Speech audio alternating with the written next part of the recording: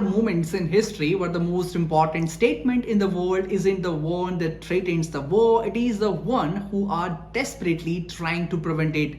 This week, amid missiles, retaliations, and language of escalation, one country stood before United Nations and spoke not just as a bystander but as a stockholder with something enormous to lose.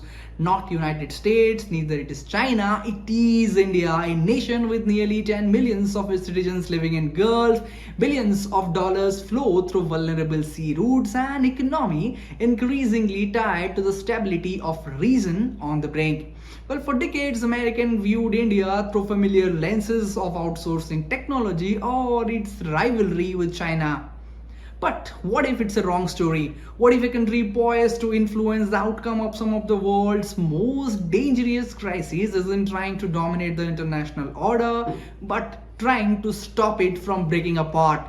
Well, here's the reality for United States. The turmoil in the Middle East is often discussed with terms of strategy, but for India, it is deeply personal.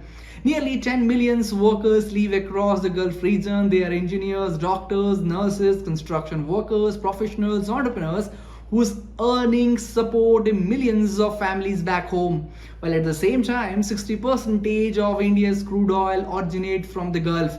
Well, any disruptions does not simply raise the fuel prices, they threatens the inflation, they threatens the growth, job, economic stability to world's most populous nation. And then there is a sea. Indian nationals form a significant part of global maritime workforce. Well, any commercial ships attack in the critical waterways, Indians are often among them to navigate it. And for India, the conflicted Middle East isn't someone else's crisis, it is of direct national interest. And that's exactly why India's statement at United Nations matters. Well, Ambassador didn't issue threats, he didn't choose a side. Instead, India laid the four important principles. Well, the first is to protect the freedom of navigation and global commerce. Second, stop military attacks on the merchant shipping. Third, it's about avoiding targeting civilians and critical infrastructure. And fourth is return to dialogue and diplomacy before the conflict expands further. Well, on paper it sounds diplomatic, but in reality it reveals the India's strategic strength. Well, it protects to keep the globalization alive. Well, this is where Americans should pay important attention, because India today is not India. Many Washingtons grew up analyzing. Now they are buying Russian oil, they are dealing with the United States, they are working closely with Israel, they are maintaining relationship with the Gulf nations and keeping the channels open for Iran.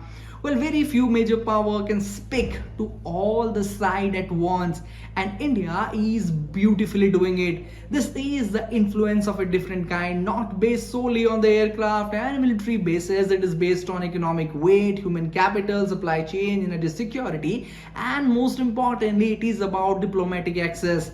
Well, for decades, America asked one simple question: which side you are? India is offering with a different answer. We are on the side of stability because instability costs us too much. Whether Washington agrees to that approach or not, India is no longer merely reacting to the global events. It is defining its own interests, setting own red lines, and shaping the conversation that determine how crises end. This is the rise of India's story, not tomorrow. This is the reality, and India is on a growth. Well, that's all from today's analysis. I will be back with another episode. Till then, thank you for watching this.